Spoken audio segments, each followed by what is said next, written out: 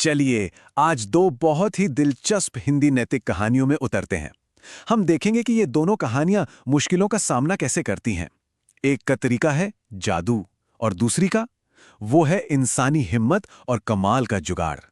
तो चलिए कहानी की शुरुआत करते हैं। हमारे सामने दो बिल्कुल अलग दुनियाएं हैं।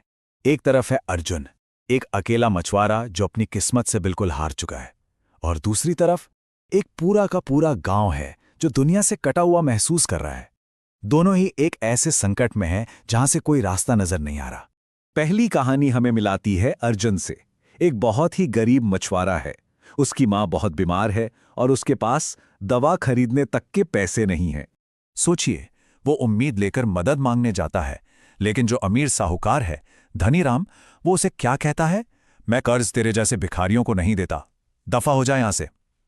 इस एक बात से उसकी सारी उम्मीदें टूट जाती हैं। अब चलते हैं दूसरी कहानी की तरफ। यहां किसी एक इंसान की नहीं है, बल्कि पूरे गांव की मुसीबत है। एक बस है जो कभी टाइम पर नहीं आती, और इसका नतीजा बच्चे स्कूल से चूक जाते हैं, बीमार लोग अस्पताल नहीं पहुंच पाते, मतलब पूरी जिंदगी ही ठप पड़ गई है।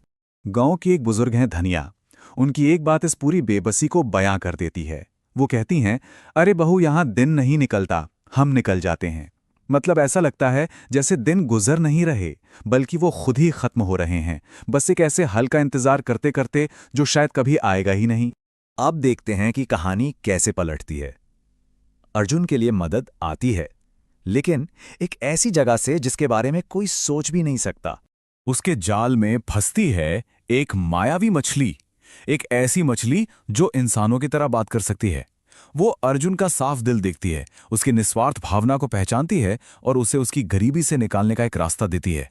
वो उसे देती है बस एक मोती, लेकिन ऐसा मोती जो बिल्कुल बेदाग, अनमोल है। ये सिर्फ एक मोती नहीं, ये एक नई शुरुआत का वादा है, एक जादुई तोहफा जो उसकी पूरी दुनिया बदलने वाला है। तो ये तो हुई जादू की बात। अब देखते हैं गांव वालों को। उनका तरीका इससे कितना अलग है, ये वाकई में देखने लायक है। उनके पास कोई जादुई मछली नहीं है। उनके पास है कबाड़, पुराने टूटे फूटे औजार, एक साइकिल का पहिया, लकड़ी के कुछ तख्ते और लोहे की चेन। वो इन्हीं फेंकी हुई चीजों से अपनी किस्मत खुद बनाने की ठान लेते हैं। इसकी अगुवाई करती हैं वही बुजुर्ग धनिया और उनकी बहू चंपा। शुरू में तो ये सब मजाक जैसा लगता है, लेकिन फिर धनिया कहती हैं, बनानी पड़ी तो बना लेंगे। और बस ये मजाक एक जिद में, एक पक्के इरादे में बदल जाता है।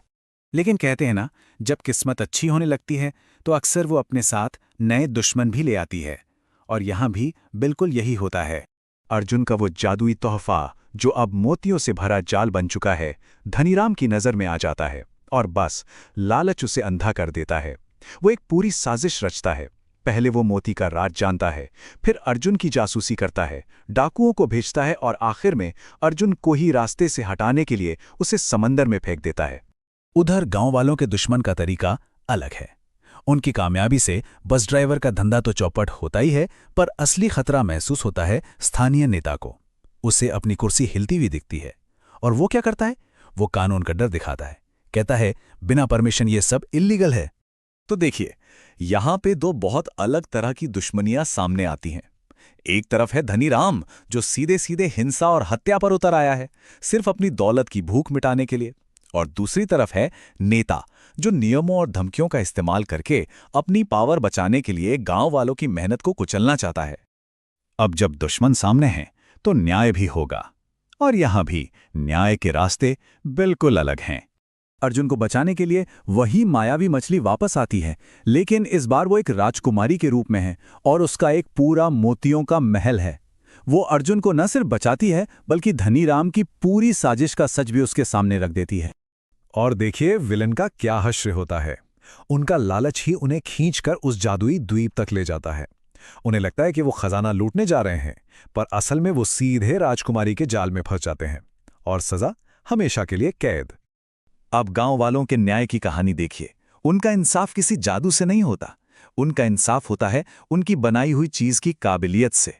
एक रात भयानक तूफान आता है, किसी की जान बचानी है, और तब उनकी वो जुगाड़ वाली मेट्रो ही काम आती है। वो उस दिन साबित कर देती है कि उसकी कीमत क्या है। इस एक घटना के बाद अधिकारियों की आंखें खुल जाती हैं। उन्हें सच्चाई माननी ही पड़ती है। जिस प्रोजेक्ट को वो इल्लीगल कह रहे थे उसे अब सरकारी मंजूरी मिल जाती है। नाम दिया जाता है ग्राम परिवहन प्रयोग। ये गांव वालों की, उनकी मेहनत की जीत थी। तो इन दो बिल्कुल अलग कहानियों से हमें आखिर सीखने को क्या मिलता है? इनका सार क्या है?